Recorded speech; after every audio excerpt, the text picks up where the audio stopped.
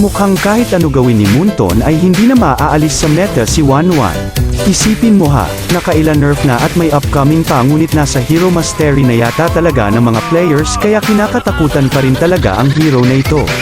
May pang-tanggal ka na sa mga crowd control at di pa nakakancel ang ultimate mo sa oras na ito ay ma-activate. Ngunit maari pa rin naman ma-counter kung gagamitan ka ng Wind of Nature at Winter Truncheon. Kung nahihirapan ka sa pag-control kay Wanwan, gamitin mo ang settings na ito para maging smooth ang gameplay mo.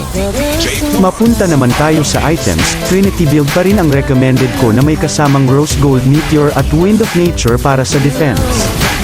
Sana ay may time ka para pindutin ang follow button para lagi kang updated sa mga tutorial videos na tiyak makaka-improve ng gameplay mo. At sa tingin ko'y hanggang dito na lang muna.